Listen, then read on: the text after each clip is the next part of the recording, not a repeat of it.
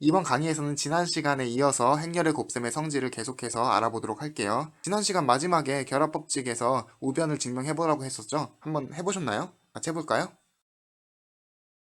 지금 이 전체 식의 ij번째 성분이 어떻게 식으로 나타내어지는지 알고 싶은 거죠? 그러면은 이렇게 곱해진 행렬의 ij번째 원소는 앞에 곱해진 것의 i행 벡터와 뒤에 곱해진 행렬의 j열 벡터를 덧프로덕트 한 거라 그랬죠? 그럼 이걸 구하기 위해서 이 뒤에 있는 거 먼저 알아야겠네요.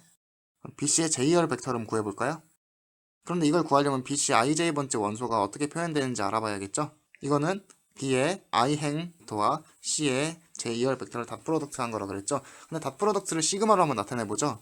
B의 ij번째 원소를 그냥 B의 ij라고 쓰면은 여기는 B의 il이라고 들어가겠죠? 그리고 C의 lj 이렇게 들어갈 거예요. 그리고 L을 1부터 몇 가지 할까요? 지난 시간에 B행렬을 n 곱하기 K행렬이라 그랬었으니까 얘를 K까지 해야 될 것 같아요. 그쵸? 왜냐면 지금 이 L은 B의 열을 나타내는 문자인데 B의 열은 1부터 K까지 있으니까 1부터 K까지 움직이는 게 맞죠. 그러면 이제 BC의 이 J열 벡터를 구해볼 건데 열 벡터라서 세로로 나열을 하는 게 맞긴 한데 지금 공간이 가로로 되어 있으니까 가로로 한번 나열을 해볼게요. 첫 번째 원소는 BC의 1J번째 원소가 오겠죠. 그 다음엔 이런 식으로요. 그럼 이게 몇 가지 갈까요? 그쵸. B 곱하기 C가 무슨 행렬인지만 알면 되죠. 이게 몇 곱하기 몇 행렬인가요?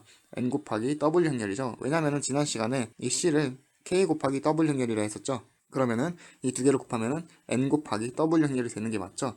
그럼 이 BC의 행성분은 N개 있다는 거죠. 그러니까 결국은 이렇게 될 거예요. NJ까지요. N까지 있으니까. 그런데 지금 우리가 이것들을 시그마로 나타내는 방법을 여기다 구해놨으니까 이 밑에다가 시그마로 한번 표현해 볼게요. 자, 이렇게 됐어요. 그럼 이렇게 BC의 제2번째 열벡터를 구했으니까 A의 i번째 행벡터랑 닷 프로덕트 해주기만 하면 되죠? 한번 구해볼까요? 그러니까 지금 이렇게 각각 곱해가지고 더한다는 거죠. 여기 어딘가 있겠죠? 세 번째 원소는. 그럼 인덱스를 잘 살펴보시면은 여기 1, 2, 3 이렇게 커질 때 여기도 1, 2, n까지 이렇게 커지고 있죠? 그럼 이걸 이용해서 시그마로 표현하면 결국 우리가 최종적으로 구하려고 했던 이 A 곱하기 BC 전체 행렬의 ij번째 원소는 여기 위에 이게 좀 거슬리니까 지울게요. 이제 이게 안으로 들어갈 수가 있겠죠. 어때요? 지난 시간에 구했던 거랑 똑같죠? 그럼 이제 이어서 분배 법칙을 한번 살펴볼게요. 자, 행렬의 곱셈의 분배 법칙에 대해서 하기 전에 여기서 제가 비슷해 보이는 식으로 왜 두 개나 썼을까요? 이것도 이렇게 분배했다는 소리고 이것도 이렇게 분배했다는 소리인데요. 왜 그럴까요?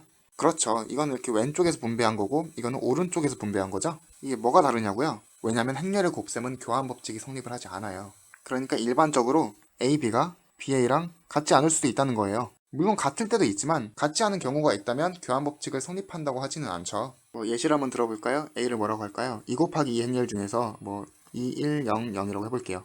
그리고 B를 1, 0, 3, 2라고 해볼게요. 이 두 개를 곱해볼까요? 곱한 것의 1행 1열 성분은 1행 1열을 다 프로덕트 하면 되죠. 그래서 결국엔 5가 나오죠. 그리고 두 번째 1행 2열 성분은 1행 2열을 다 프로덕트 하면 되죠. 2 곱하기 0, 1 곱하기 2 해서 어떻게 나오죠? 2가 나오죠. 그런 식으로 2행 1열 성분은 2행과 1열을 다 프로덕트 해주면 0이 나오죠. 여기도 0이 나오죠. 그럼 BA를 해볼까요? BA의 1행 1열 성분은 B의 행과 이번에는 A의 열을 다 프로덕트 한 거죠. 벌써 2. 이건 벌써 다르죠? 다른 건 해볼 필요도 없겠죠? 그래서 일반적인 경우엔 교환법칙이 성립하지 않아요. 하지만 증명 방법은 거의 비슷하니까 저는 이 위의 식만 증명을 해보도록 할게요. 밑에 두 번째 식은 여러분들이 한번 증명을 해보세요. 행렬은 항상 사이즈부터 체크해야 되죠? 그러면 A를 M 곱하기 N 행렬이라고 해볼게요. 그럼 B는 어떻게 될까요? 그렇죠. B는 A랑 곱해질 수 있어야 되니까 어떤 M 곱하기 K 행렬이 되겠죠? 그럼 C는요? C는 B하고 더해질 수 있어야 되니까 사이즈가 똑같아야 돼요. 그럼 이렇게 놓고 양변이 사이즈가 똑같은지부터 체크를 해볼까요? B 더하기 C는 어차피 더하기니까 사이즈가 안 바뀌죠? 그럼 이 상태에서 여기다가 A를 곱하면 어떻게 될까요? 그러면은 M 곱하기 K 행렬로 바뀌겠죠? 여기 가운데 n 같은 것도 주의하고요. 안 같으면 정의가 안 돼요. 그럼 여기에서 AB는 어떻게 되죠? A랑 B를 곱한 거니까 이것도 M 곱하기 K 행렬이 되고 AC는 어떻게 되죠? 이것도 A랑 C를 곱한 거니까 M 곱하기 K 행렬이 되죠? 그럼 이거 두 개 더하니까 사이즈 같으니까 더할 수 있죠? 어차피 사이즈 안 바뀌죠, 더하면은. 그럼 일단 사이즈 두 개는 같네요. 사이즈 같은 거 확인했으니까 이제 분배 법칙을 증명을 해보죠. 이번에는 열벡터, 행벡터를 묶어줘도 괜찮을 것 같아요. 이건 행벡터로 묶어준 거예요, 이렇게. 이거는 이제 열벡터로 묶어준 거예요. 이것도 열벡터로 묶어준 거예요. 그럼 이제 좌변부터 한번 봐볼까요? 여기에 ij번째 성분을 봐볼게요. 이제 이거 익숙하죠? 요거의 i행 벡터와 이 뒤에 거의 j열 벡터를 구하는 거니까 B 더하기 C의 j열 벡터를 한번 구해볼게요. B 더하기 C라는 것은 어차피 각각의 원소를 다 더했다는 거죠. 그러니까 어차피 각각의 이 열들은 어떻게 될까요? 이 열들을 더한 게 되지 않을까요? B1, C1, C2 이런 식으로 해요. BK, CK. 지금 열 벡터끼리 더했다는 것은 열 벡터의 각 성분끼리 더했다는 거고 이거 자체도 지금 열 벡터죠. 이렇게 열 벡터예요. 그럼 이걸로부터 손쉽게 알 수 있는 게 B 플러스 C의 제2번째 열 벡터는 그냥 여기서 제2번째 가져온 거죠. BJ의 CJ, 그쵸? 이렇게 구한 열 벡터에다가 A의 i번째 행 벡터를 닷 프로덕트 해주면 되는 거잖아요. 그러니까 A의 i번째 행 벡터는 여기서 i번째라는 거죠. 그럼 이게 뭐예요? A의 i 이렇게 쓰면 되겠죠. 그럼 결국에 이 전체의 ij번째 원소는 어떻게 될까요? 그쵸? A의 i 행 이거에다가 닷 프로덕트 이 전체를 닷 프로덕트 해주면 되죠. 그러면 이제 우변의 ij번째 원소를 구해봐야겠죠.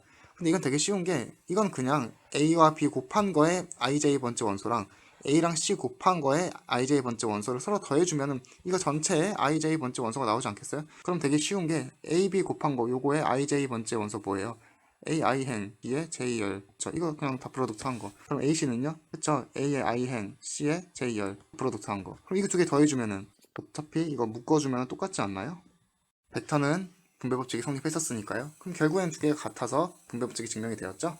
다음 강의가 조금 어려운 내용일 것 같아서 이번 강의는 짧게 여기서 마치도록 하겠습니다. 여러분 모두 고생하셨어요.